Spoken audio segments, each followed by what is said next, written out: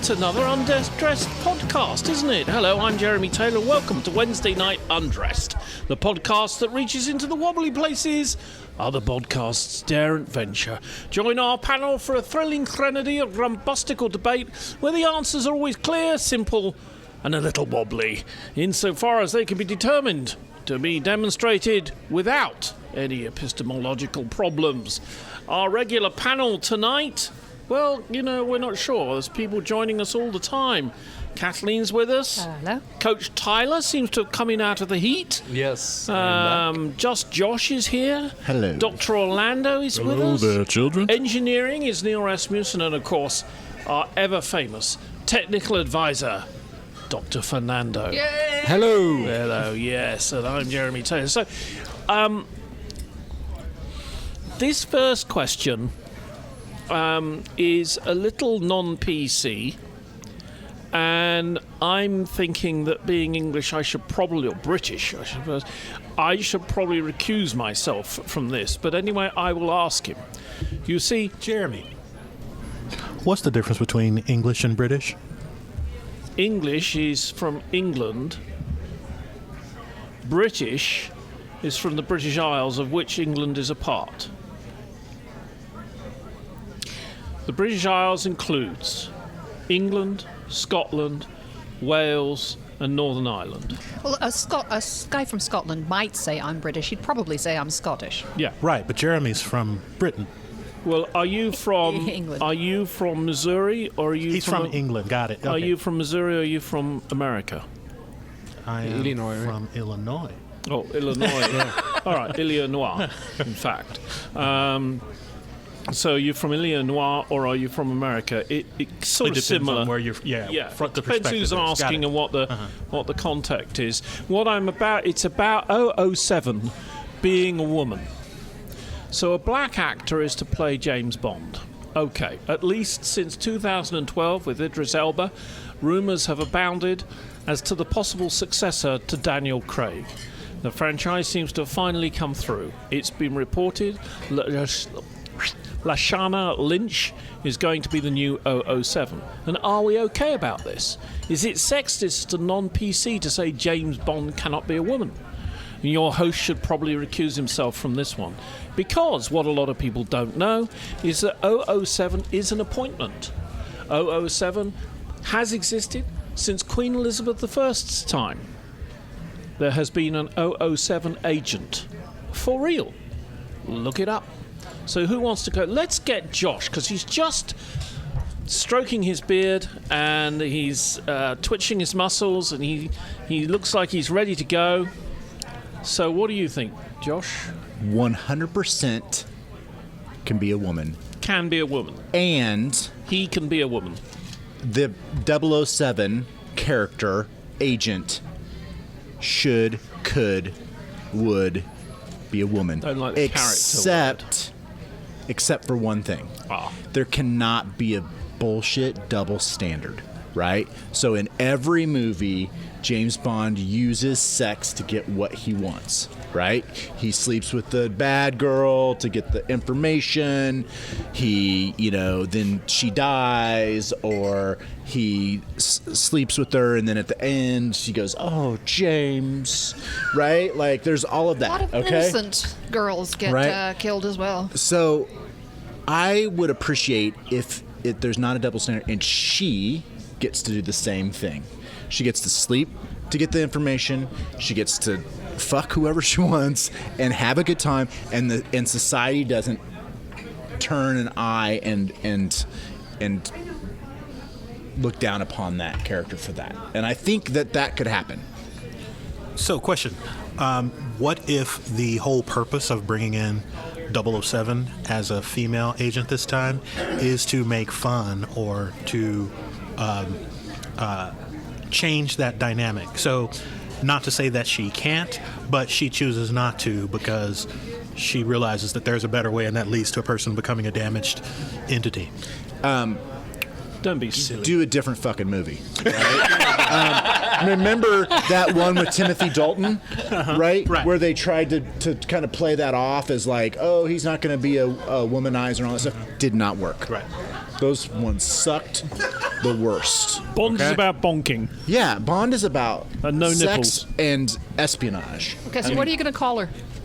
She's not James, probably. Jane? Jane is boring. Or But doesn't that imply that James is not boring? Felicia? True. Felicia, I Felicia think Bond? might be a little. Yeah, okay. But you see, it's Right. going to be very interesting how they do it, because when she goes in to see M, Oh, I bet she's going to do it real good. when she goes in to see M for the appointment, he's going to say, okay, so-and-so, you are going to you take over the 007 designation. It's an appointment. Okay. So she doesn't have to change her name. I say I was going to recuse myself. So she You're doing a so horrible James job there, Taylor. So James Bond is the name Of the agent. of the agent, Yeah. not the person before. Yes. Okay. It's So she always could be- been James Bond. So she can be James Bond. Yes. Sweet. Yeah, she Call her could. Jamie. Oh, Jane Bond. Jamie Bond, yeah. Yeah, And I nobody don't want you has- to Love it. forget that the previous Whoa. Bonds, so people, Sean Connery, for instance, Flying solid. a man to be feared of, is still around. I don't want any trouble from some of the previous Bonds. They can. You know what? Those old bastards can shut up. If she's hot and she can kill, and she has a license to kill, Sean I'm Connery ready. could eat your bald head for breakfast. I- Even now, aged 110. Connery, and I slap women for fun. Yeah, what's wrong with that? Oh, watch it. Watch it. So, Tyler, what do you think? I think it's a smart move. I mean, it's probably going to bring a lot of attention to the franchise. And not only that, from what I've heard, Daniel Craig may make an appearance as James Bond to hand over the moniker to the new 007. So I think, in a way, they're trying to please everyone, but I don't obviously think it will please everyone. Kathleen. Oh, I think she is going to show up every Bond before this. She is going to be the best thing ever. She's going to make a better Bond than any Bond before. And people are going to be very surprised. It And should have been I- female all along. I've been told that she will be driving an Aston Martin. Nice. Which will be cool. There are certain things, aren't there, about Bond? What do you think, Dr. Orlando? I kind of take the opinion of the panel as a whole. That's kind of where I'm at. First of all, I think that she will not play James Bond. She will play 007. I think there's going to be a difference. However, if they want to make her James Bond, and she's completely fine to play James Bond 007 as well. I think that the whole purpose of introducing this character is to update the James Bond mythos, and we can tell that it's necessary because we look at movies like The Bourne Identity that just do Bond so much better than Bond does. It doesn't surprise me at all that there would be a newer version, a more up-to-date version for the movie-going demographic that's actually going to the theaters now that would want to see a newer and better and different Bond. And it makes sense that, like, in this multicultural arena that we find ourselves in now, that it would not necessarily have to be a 6'2" white male that was at one point Mr. Universe. So I like the idea that it's going to be all of these things, and I think quite literally it is going to be the best Bond simply because we know how to make movies much better than we did when we were making Moonraker. What if she likes boys and girls, and she sleeps with whoever she wants, Well, whenever then you she guys wants? are really going to want to go But see those movies. so I'm for just me, saying, like, why not? so for me, that's ultimately the key. Like, she sleeps with whomever she Just wants. like Atomic Blonde. Uh-huh. She basically did it right there. That was our female James Bond. Yeah, I agree. I know. Dang it. What about you, Mr. Fernando? A bit of technical advice here from you, Mr. Fernando, please. Well, the franchise, I'm kind of like, I was so sick of those, the 007, and I think it was great when Daniel Craig came. They kind of changed a little bit the way to make, and was pretty much brought back and become a fun movies again. I think it'd be great. Give a shot if get decent writers. I mean, everything is possible. Could be a woman, could be an alien, could be a transgender, whatever. An alien? Yeah, why not? But anyway, I wish everybody flushed those damn franchises from 007 to superheroes crap. Like, just freaking make movies, like make art for you. Stop make stuff to sell crap. Make real movies, real stories. Like, I don't care about CGI and shit and special effects. Just make movies. I hear art snobs make this comment all the time about make art, don't make stuff that sells. Yeah. But dude, how can you make art if you don't expect it to sell? Like, You just pick make your it. pick your Like the favorite artist. movie director. You tell me he's gonna make a movie. Evil.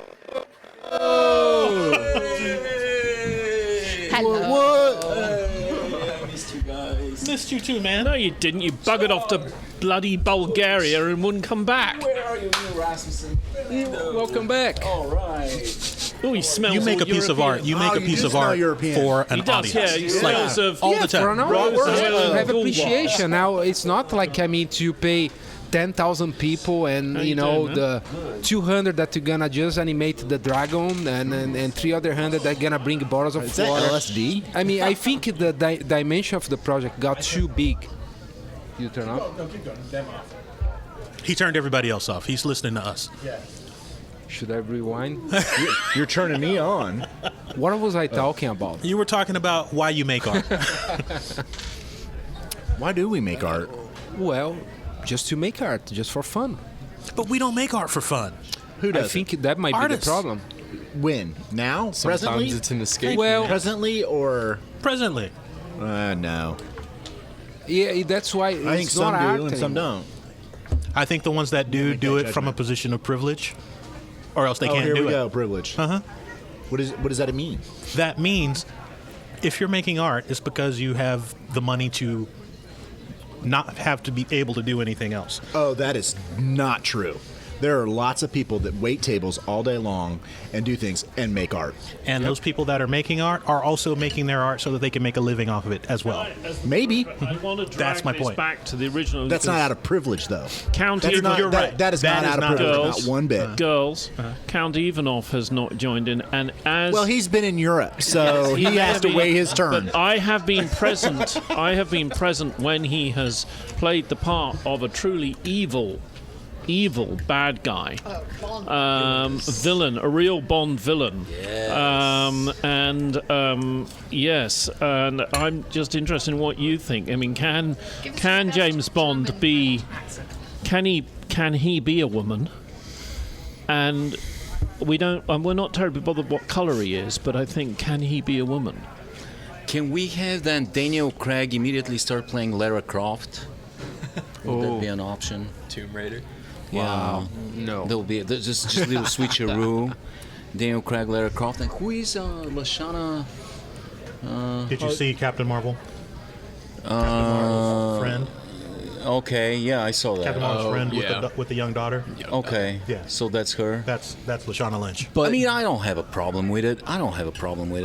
It's fine. It's 007 was like the moniker. Tomb Raider, in Yeah. a sense, Lara Croft is the Tomb Raider. That's not necessarily like a moniker given. But to, so no more James Bond. It's going to be Genie something Bond. But But the 007 007 will stay. yeah. Well, could it be Okay. James Bond played by Lashana Lynch? Well, then, I mean, James, I've never met a girl named James. Haven't you? Have you? Well, maybe he's transitioned. I have. Oh, okay. You're naughty. So I don't know. It for us Brits, there is something special about Bond. Bond is Sean Connery, and although Roger Moore's played him, and Daniel Craig, of course, and various others, it's We all won't about mention Pierce. hanging out the back of a. I love Pierce. Hanging out the back of an aircraft or flying, suddenly being able to fly a space shuttle, or driving an Aston Martin. Bond is something special. And the reality is that I don't believe when men and teenage and boys of the male gender go and see a Bond movie, they are all James Bond when they walk out the thing and they get in their car. They want their car to be an Aston Martin. And there was a huge furor when the Bond franchise tried to get Lotus to sponsor, you know, and what have you. Pierce had a BMW. Yeah, BMWs and things like that. Wasn't proper until they went back to Aston Martins. Next, they're gonna give a Ford. So just to be clear, you just discounted like the entire female movie-going audience, right? I was gonna say, No, because they all want to get underneath him, don't they? Cylinder. Watch it. Is the new Bond, the new 007, gonna be I guess not a womanizer, a manizer? so Yeah, that's man, what Josh You would was have been here sort on of time. talking You would about. have heard that already. Oh no, he didn't. You would have flown in a little earlier. Yeah. She's gonna be whatever she wants to be. She's gonna take on trans guys, girls to get whatever she needs Okay. to get that information. Yeah, because actually there's been spies that are women that have been very successfully using, you know, their sexuality to achieve whatever they want. So, kind of makes sense actually. Interesting you should say that, because of course everybody thinks of Mata Hari, but we have in front of us some the very famous Bulgarian rose oil, but do you know who was one of the biggest female spies in the last 100 years? It's got to be Was it Drew the Barrymore. Polish woman, the woman from Poland? No, Julia Roberts. Winston Churchill protected her, Yes. Yeah. and a lot of our mothers She's actually the woman that made Bluetooth actually technology. have Yes. her scent Is that her name? No. in the hell's her name? their rooms. Marilyn Monroe. No. Coco Chanel. Oh, Coco Chanel. Coco Chanel. Oh wow. Yeah. No, that's not who I was thinking of. I was thinking of. What kind of information could she have gotten?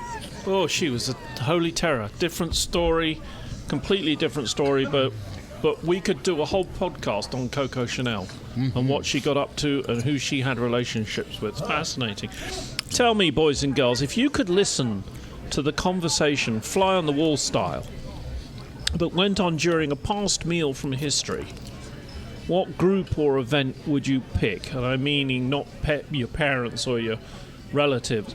What group would you like to pick to listen to that conversation just after a historical event or during one or just before? Kathleen? I would like to listen in on discussions around lunch or dinner or Starbucks break or whatever in 1776 at the Constitutional Convention about what they were thinking of putting into the Constitution and what their fears were, etc. So the discussion about, well, we need to put this in, should we put that in? Yeah, and what did they decide to leave out entirely?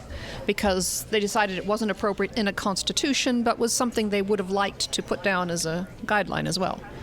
So the Constitution, the formulation creation of the Constitution. of the Constitution. Yeah. Tyler? I would like to, anytime there's like a new president gets sworn into office, they have the agent lean into their ear and tell them all the secrets of the White House and yada yada America. I'd love to be a fly on the wall for that. Just learn all the deep dark secrets. The president's briefing. The president's briefing. Oh, even better, you could be a mosquito. And just And then then he would go absolutely nuts. The current one, anyway. The president's briefing. Evo, what meal would you like to have been able to overhear? I'm afraid you guys will all be very disappointed if you were actually able to listen to this. It was probably like some mundane bullshit, like they were not discussing the Constitution. They were like talking about maybe what they ate and how, you know, they have a fucking diarrhea and they have a pursuit I got of syphilis. Yeah, I need a toilet. That would be pursuit of happiness. Give me the parchment paper. But you must, you're a man of letters. Yeah. What would you?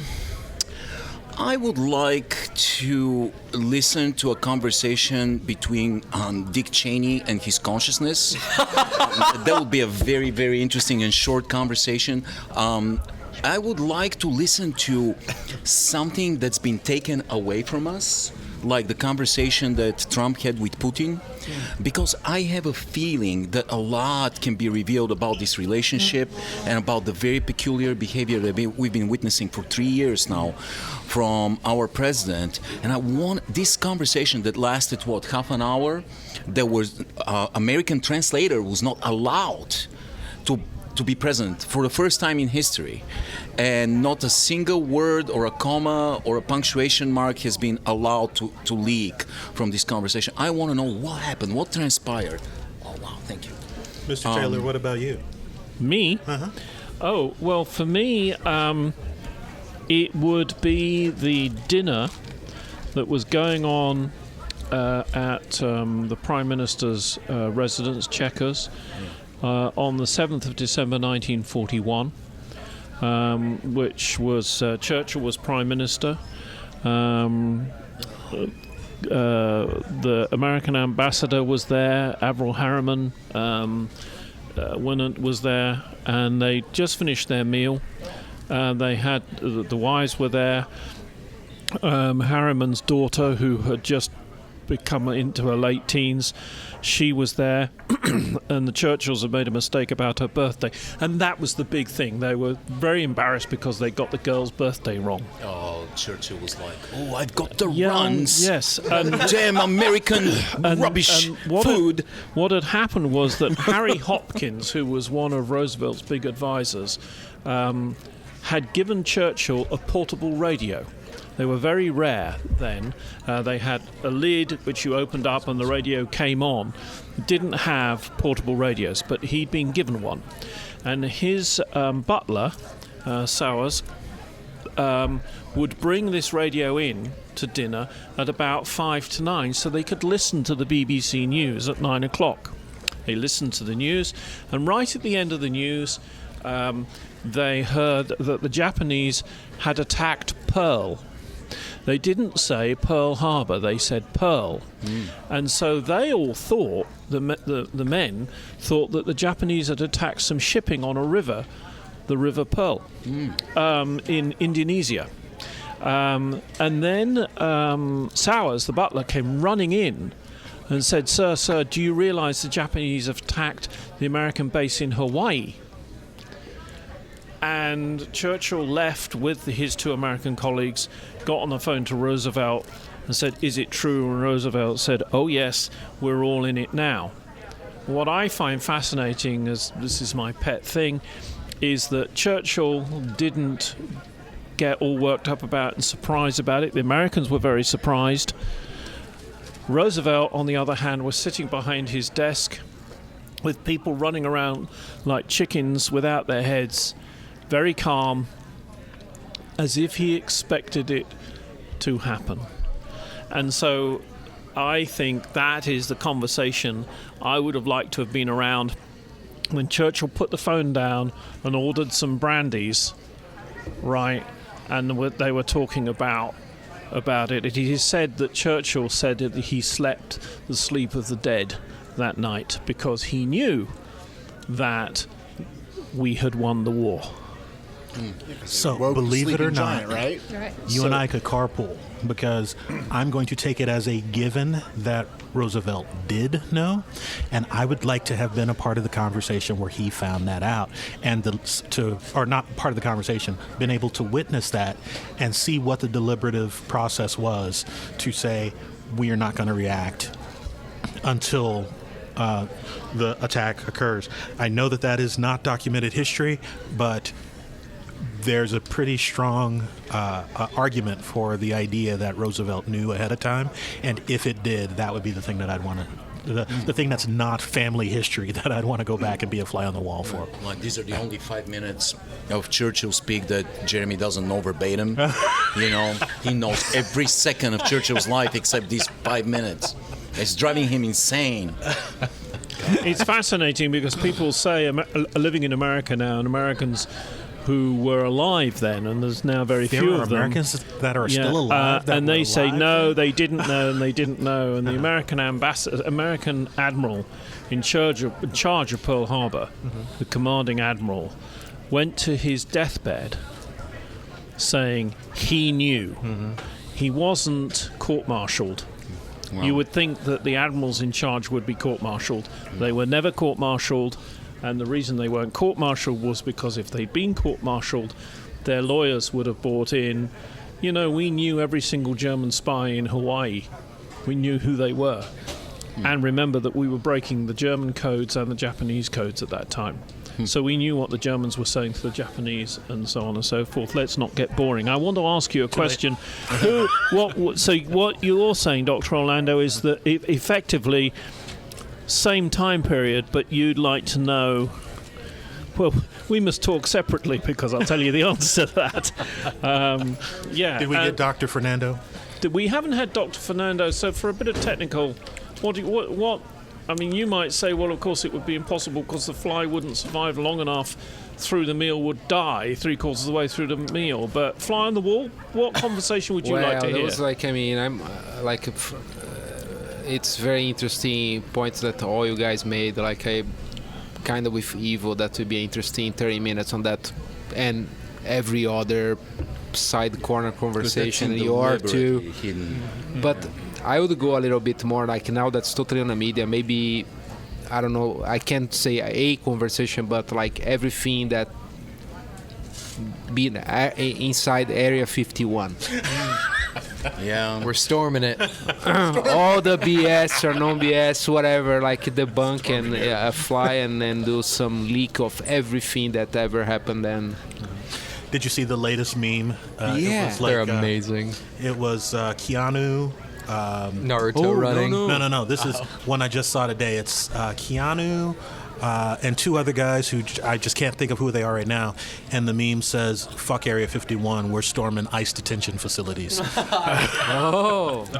Yeah. Today, before we move on, at lunchtime today, and this is being recorded as I speak at 6:45 in the evening, there were over 1.5 million people had signed up to the Facebook invitation to storm Area 51. Let's move on then. Have we done everybody? What about Josh? We haven't asked Josh. I'd like to have sit down with at the table or be the fly on the wall when they decided to drop the bomb in Japan, to really see if there was any empathy or thought process in sadness that what they were about to do, and understanding the complete devastation of that. I would really. Wouldn't that just kind of? I don't think. My guess is there probably wasn't much. So I why think do you they want had to wallow in that? Because same reason you want to listen to what they said of the Constitution. Same So reason I he can wants find to out more about, what, I think it's an interesting. Truman. Yeah. Truman. not to find out that they did something horrible, but to find out what they were talking about that they didn't put in there. But I think that there's more. People. I think there's more similarity to what we're talking about than not. I think that, quite honestly, like we are all trying to put together these like literally higher than human decisions that have been made. That's kind of the godlike decisions. Yeah, like. If you knew that you were going to be responsible for the death of thousands and thousands of people, like, what is the deliberative process that goes into that? Or in the case of the Constitution, if you know that the words that you're writing down will have direct repercussions on the average person's life for decades, if not centuries to come, like, what kind of mental stressors does that put on you? Does it put mental stressors on you? Well, make it more personal. In the army, it's different. When you're Why in does the she army, get to decide what I chose? When you're in the army, you're so brainwashed, guys. You just follow orders and you don't question them. You become robotic-like, and moral values and things like this are completely stripped away. But if Truman was here now, who I think was a very moral guy. Why do you think that? He took the view that Japan was at war with America.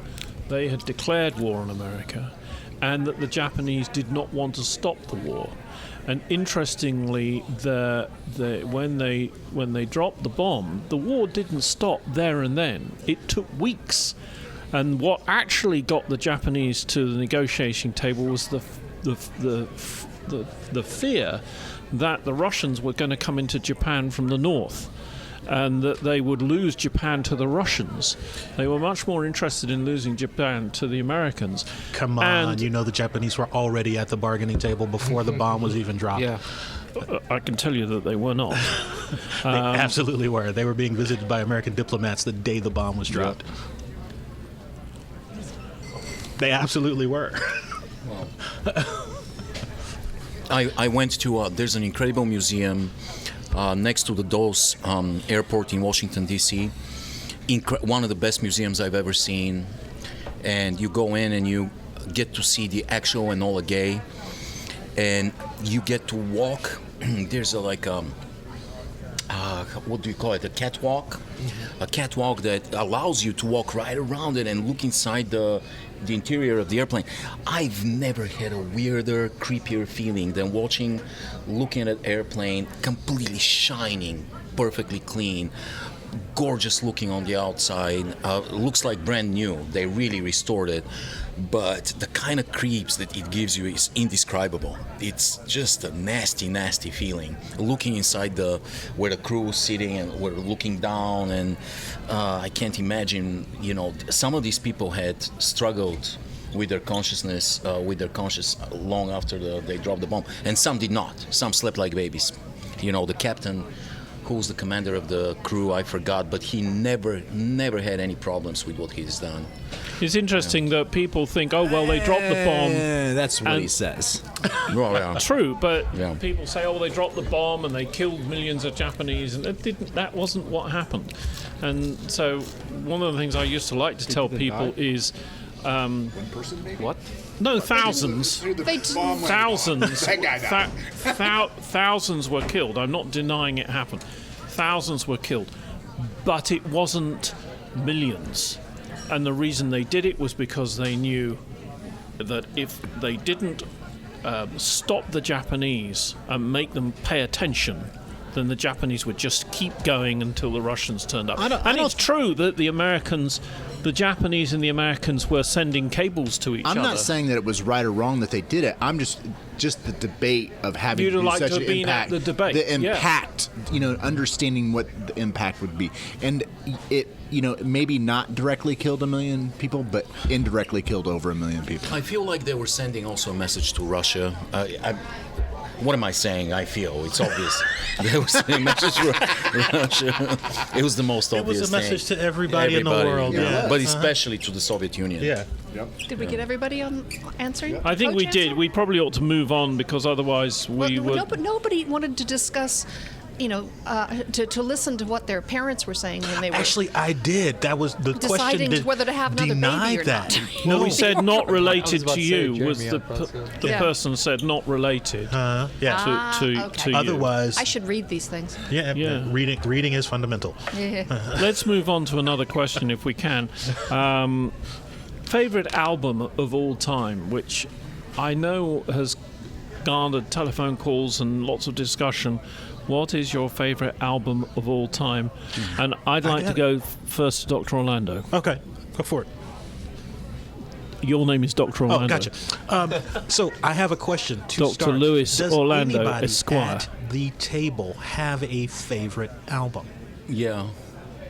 Because I don't. Yeah, I one is do. a hard question. Yeah, and I have what's your zillions favorite? of- So you look at Led Zeppelin 4. That would be my and obvious there's 5 guess, songs on it. Uh-huh. There's not one song that's not a masterpiece. Right. You have Going to California, you have Black Dog, you have Stairway to Heaven, you have Battle of Evermore, you have When the Levee Breaks.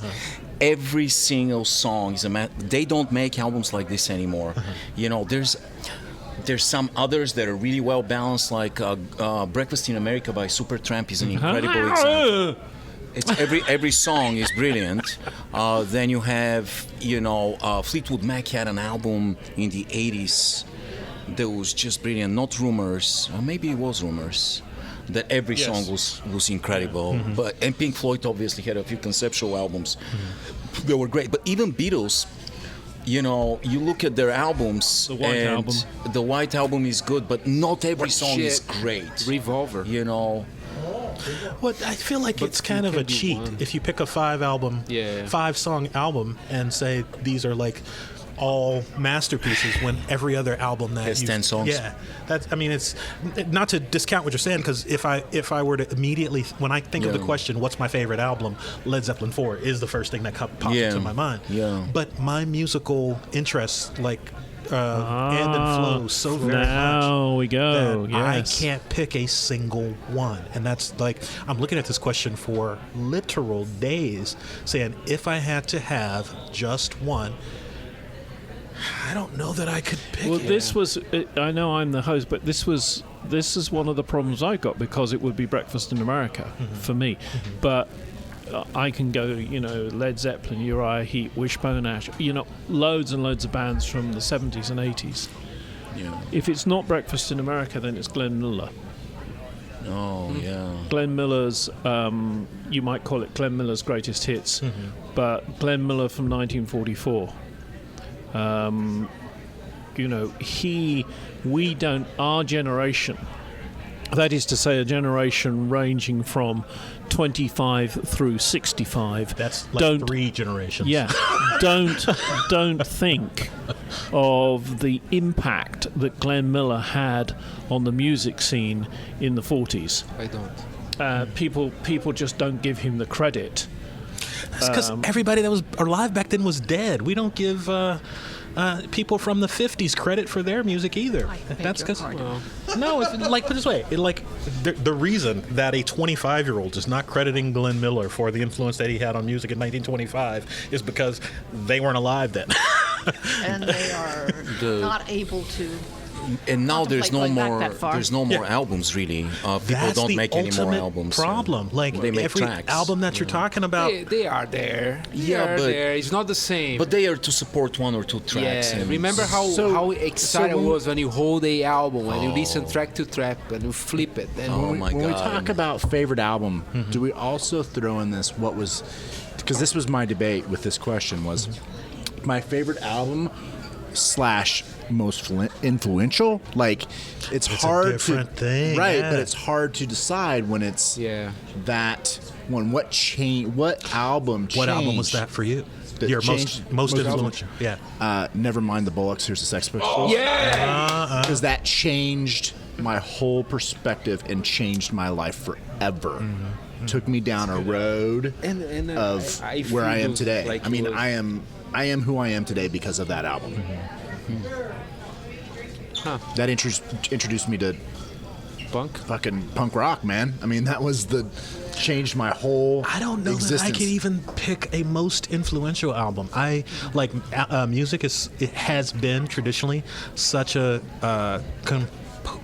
critical component to like my existence that there's this soundtrack that accompanies essentially every memory that I have, and the song that I listen to is important because it's associated with that memory. And so I can't even pick a particular album that I say is most influential.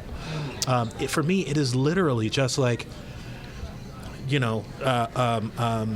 Violent Femmes is just as important as Prince. It's just as important as Frank Sinatra. Right, but for me, like, if you think about like the songs on that album, never mind the Bullocks, there's a Sex Pistols, most of them suck, right? There's like 2-3 songs that are really good, but that era, that point, that disdain for society spoke to me in that moment, which then took me down the road to the Misfits, Social Distortion, Exploited, Agnostic Front, all of the punk rock bands that were that made who I am today. So no, took me there. I'm not. So like Led criticizing. Zeppelin might have been your most influential thing, but then it also took you to another spot. It showed you the way to other music. Or life. I'm appreciative of what you're saying. I don't know that I could make that qualification. What about Straight Outta Compton? Right. It again was an important album because of the time frame and the memories that surround it. But I wouldn't make that any more important than Nevermind. Like, so take Straight Outta Compton for me, like pivotably, right? Like changed my worldview. Gotcha. Right. Like another pivot. Right. Right. If I had a dime for every time Kath has said the same thing, Right. So I just But never mind. I would be the have same 30 thing. cents. Yeah. Right? let's hear what Tyler has to say, because of course he's a different generation to all of you and also of me. What is your, well, let's use the English, the question, favorite album of all time? I would only be able to narrow it down to two. To two. Mainly because, like Lou said, it's very ebb and flow. I could listen to one genre for a whole week, and then a new genre is my favorite the next week. But the two that really came to mind were Childish Gambino's Camp, which is Donald Something Glover. no one else has ever heard of. Well, yeah. Lou's nodding his head, so I think he knows. We all know It's Donald Glover's The one song. rap name. This is America. This is America. Hopefully another band that someone's heard of. The next one is Arcade Fire, their first album. Arcade Fire's very first album was Good. it was the only CD that I had in my car and kept playing. So. All right. What about Fernando? The Stooges, the self-titled Three album. Stooges. No, The not the three. Stooges. Yes. Iggy Pop. And I'm Yes. Rush, self-titled too. Oh my god. OK Computer, Radiohead, and sorry, I don't have one. I can't And that carry is one. the problem, isn't Lots of it? nodding. Is that for me, it could be anything from the Foo Fighters to the Bangles to Uriah Heep to ABBA. You know, Cure. there's to Glenn Miller. So you gotta jazz album. you gotta go to like influential albums, the best albums for different genres. Like jazz would be Kind of Blue, probably the most influential Love album, Supreme. and then alternative rock would be Nevermind, and rock would be the Led Zeppelin 4, and hip hop would be something else. So you gotta come up with a different album for different genres. I guess. It is interesting though, isn't it? That again, we could do a complete podcast on that one question. I think albums take you down a path, right? So if you didn't listen to a certain album, it wouldn't have gotten you to another path, to another album. Like you can say genre, oh, this is the best album in this genre, but if you wouldn't have listened to, I'm trying to think of something that sent me to Miles Davis. There was times in my life where I didn't know who Miles Davis was, but because I listened to this music, then somebody goes, oh, you like that, you should listen to this. One leads to the other. Yeah. And really, if there was no blues, there was not going to be Led Zeppelin, and if there was no Led Zeppelin, there was not going to be punk music. So it's everything's connected. Yeah.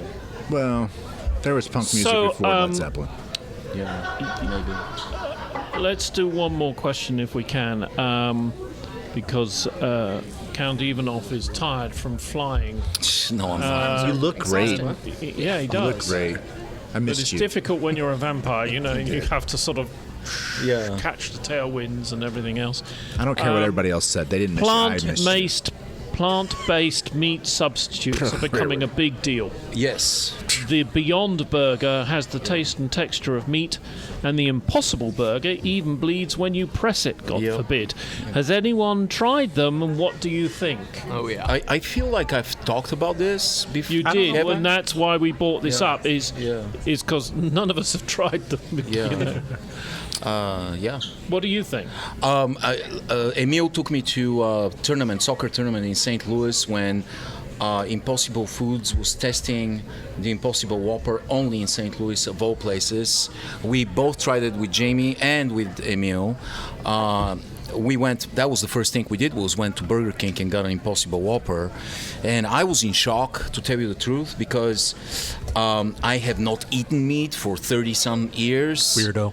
And, so I'm looking at this patty that is exactly like a hamburger meat. I mean, it bleeds like the juices, and it smells like meat, and it's everything like meat. And then I bite into it, and the texture is meat. Everything it tastes like meat. So I started reading about it, and what I found out is that for 10 years, scientists at Impossible Foods were trying to deconstruct meat itself and go reverse engineer meat and try to find out what actually gives the meat the taste of meat. What meat is muscle, and connective tissue and fat. That's all. Every time you eat a burger, you eat muscle and connective tissue, mostly cartilage. So they took that apart down to the molecules, and they've discovered the heme molecule, which is a protein, the heme protein, that apparently that's the only thing that gives the meat the taste of meat, the heme protein. Then they find out that the heme protein exists in every plant in the world.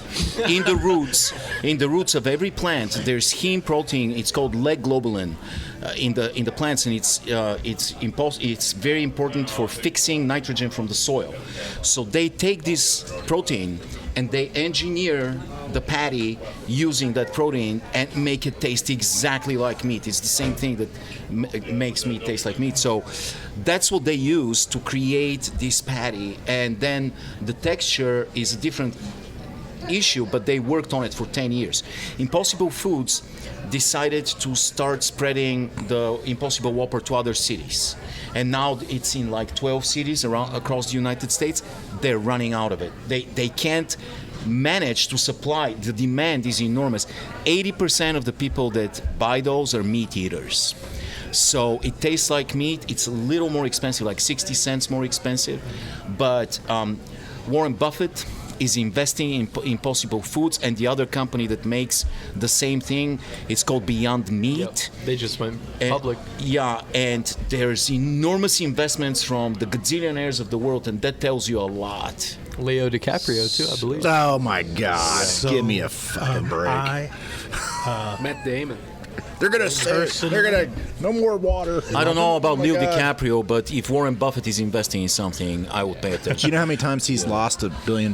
So I wouldn't. That's not my Less than- precursor. less than- oh, Warren Buffett's doing it, so I'm in. Much less than he's won. Now, if you tell me that Donald Trump is investing in Impossible, then I'll run away from it. You know what makes meat What? is the scream of the cow or the deer. When it dies. And that's what makes it delicious. There's a company called Memphis Meats that they biopsy cells from a living animal, like a cow or a duck, whatever. They biopsy like 3 or 4 cells. Then they put them in this thing called the biogenerator, which looks like a pressure cooker, like a small pressure cooker. Oh. And they create environment for cloning. So the cells divide. And after a while, you have a blob of meat. If you look at it under a microscope, it lives, it quivers, and is living. These are living cells. This is a chunk of meat that's actual real meat, but they didn't kill the animal. And then they slice it, they kill the cells with hypoxia, they deprive it of oxygen, then they cook it, saute it, put spices on it, and apparently it tastes exactly like a real meat. Pretty soon, it used to cost. We're going to be like, we're going to start adopting cows. And we're like, oh, cow, you live in my house. No. The problem is you don't want any cows. You want as less cows as possible. Cows. The methane from the cows is responsible for more of the green gas effect than all the vehicles combined. So, and it's expensive to maintain one single cow. We'll fight you on that. Yeah. One single cow is very expensive to raise. It's much cheaper. This system is much cheaper. So we're looking at it whether we like it or not. It used to cost $200,000 for one steak of this meat. Now it's $200. Now it's only $200 a steak of this cloned meat. In 10 years, it will be $2, and we will all be eating it. Yeah. Yeah. So for me, it tastes enough like meat that I don't care. If there's the option of a Angus beef burger or Beyond Burger or an Impossible Burger, I'm going to take the Beyond Burger or the Impossible Burger. I know that it lowers my footprint right now. It's not hurting anybody, so I'm all behind it. If we can do something that cuts down, it really does. I mean, it is not that you can bite into at least the Beyond Burger and not know that you're eating meat. Like, you can tell that this is something other than ground beef. But it's good. It's good enough that it's like a veggie burger. It's Like, not. it's really It's good. not. No. What I'm saying is that we can tell that it's a veggie burger, like it's or a black bean burger, but it's delicious. I'm not saying that tastes like a veggie burger. Right. What I'm saying is when you have a veggie burger, you're like you're having a veggie burger. Yeah, You're like, this is delicious, right? Yeah. But I know I'm not It's having not a meat. cheeseburger, right? I get it. But when I so have a it- Beyond Burger, I know I'm not having a real cheeseburger. I'm having a Beyond Burger. So are we getting sponsored by Beyond Burgers or Impossible Burgers? Eventually, I hope so. Probably God, I next, hope next not. week. I'm Now, It we would have be to, cool. since Ridiculous. this is highly technical, we have to go to Fernando, our technical advisor, just to see what he thinks about these Unreal Burgers and Oh, I plastic. think it's great. That's the future, and we should embrace and invest and support the this is So our final thought from our tech is that we Yeah. should. This is the future, and we should embrace it. yeah. Okay. Matt Well, Damon Soma, invests we should on- embrace invests on Soma that. and fertilization, not fertilization, Leonardo. and whatever Thank you. happens. And so all of our kids are produced in laboratories, and Sounds we good. all take Zoloft so we don't feel. Do so they there's no take the kids emotions. away at midnight? They become 13 and give them back to Yes, us when they're that's- 18. and we'll all have Impossible Burgers. right. Yeah, the vegetables are being raised in vertical farms now, indoors. In New Jersey, they're converting giant old warehouses. Into, Oh, we're not getting vegetables from New Jersey, are we? yes, we are. It's the Garden State.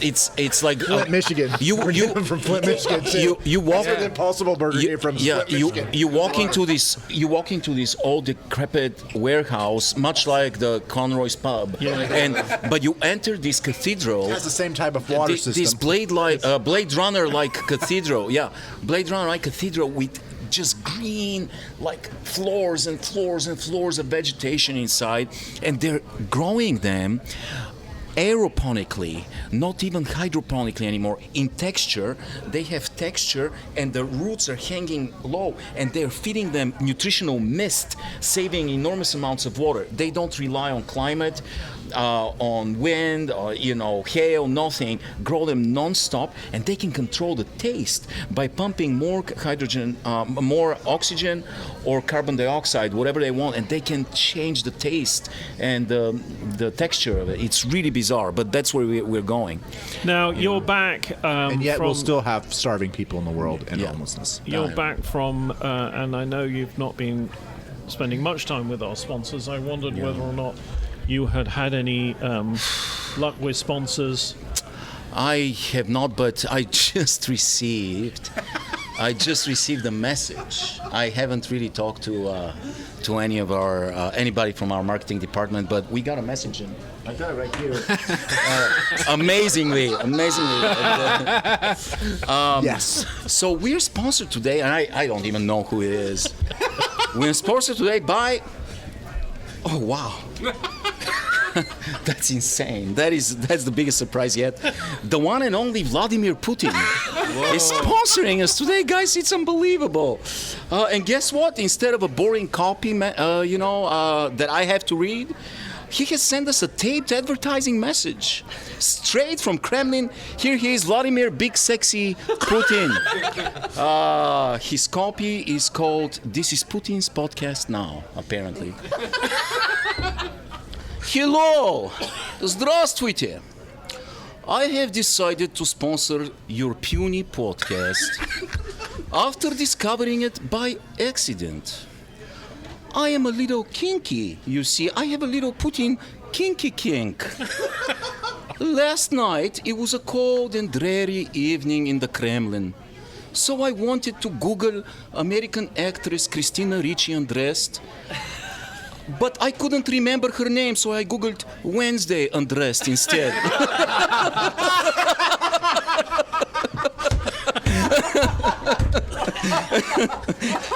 And there it was, your pathetic podcast, drowning in low ratings, quivering and grasping for air like a Russian dissident in London. I was amused and charmed, because I have discovered that your podcast is like the opposite of a Russian nesting doll. Each episode that comes after you open the previous one is bigger and fatter failure.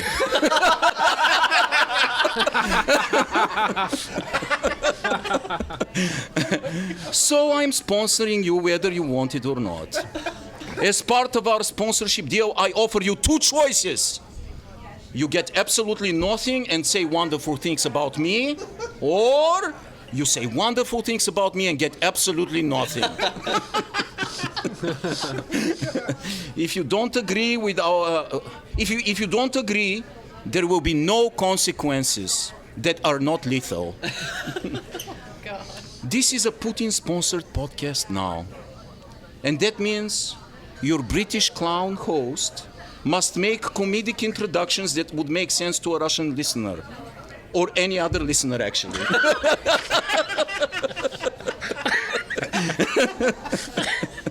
If he doesn't, I'm afraid there will be a little Brexit to a mercury mine in beautiful Novosibirsk. Damn Russian. Oh, you will love the skyline, Jeremy Taylor. It's to die for, literally. This is a Putin podcast now, so your British jester's wife, Ekaterina, must stop making rude remarks about our regional director of North American operations, Donald Trumpich.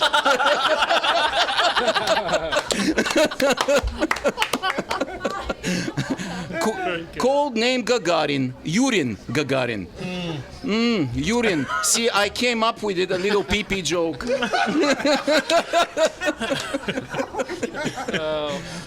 So Ekaterina, stop making fun of Donald Trumpich.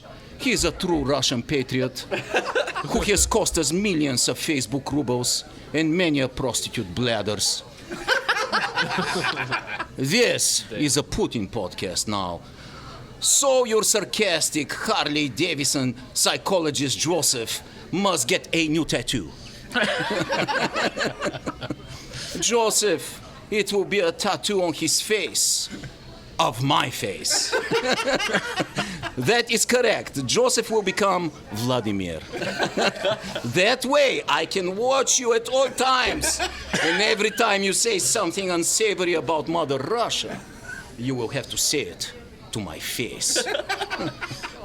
This is a Putin podcast now. So from now on, your so-called Professor Lewis can only reference Russian achievements in science, literature, cinema, and sex education. His favorite topics. And by the way, he should know that his famous dream about an army of crabs is not a dream.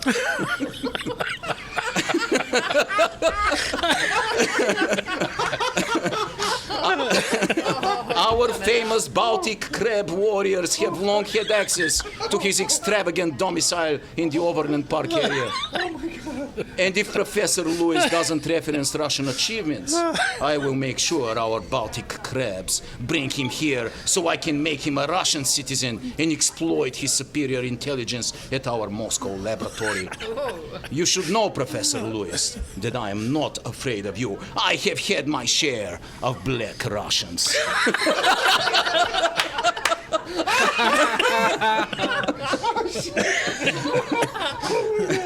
This is a Putin podcast now, so your Eastern European hippie needs to shut up. Or I will obliterate his country of origin by pumping inspirational patriotic Russian music across the Black Sea. This is a Putin podcast now, and you can no longer criticize the fake Irishman Tom Conroy. In reality, he's a trusted spy from Leningrad, and his actual name is Timofey Konrov. Do not mess with his state-of-the-art ceiling tiles. There are thousands of bugs inside those tiles, and by bugs, I don't mean microphones. I mean actual bugs. This is a Putin podcast now, and your sound engineer must Google translate every episode into a Mongolian version of the Russian language. Why? Because Vladimir says why, so that's why. Did you hear that, Rasmussen? If you don't oblige, I will make sure you spend your holidays in Russia instead of frolicking in South America and licking toads in the Amazon jungle. This is a Putin podcast now, and I expect you to broadcast very, very soon from Mother Russia. After all, many people have immigrated there. Edward Snowden and... Edward Snowden. If you don't like it, I will introduce you to my comrade Polonium 210, or even better, his favorite little friend, Novichok. They're very, very funny, those two. They kill every time. Oh, my dear Wednesday night undressed. You ruined my Googling. And if you're not careful, I will ruin you. I will economic sanction your asses and make sure you're put in Siberia. In fact, you can't even spell put in Siberia without Putin. Wow. So until next time, enjoy your sponsorship and remember, I am watching you. Do svidania. Thank you, Vladimir. Welcome back, Ivo. Well, we thank our sponsors, our newest sponsors, and what I think is interesting is that this is a podcast, but he is actually watching us. Our team tonight: Kathleen, Coach Tyler, Dr. Orlando, Josh, Evo, our engineer Neil Rasmussen, and of course technical advice from Dr. Fernando. My name is Jeremy Taylor, and you've been listening to another Wednesday Night Undressed.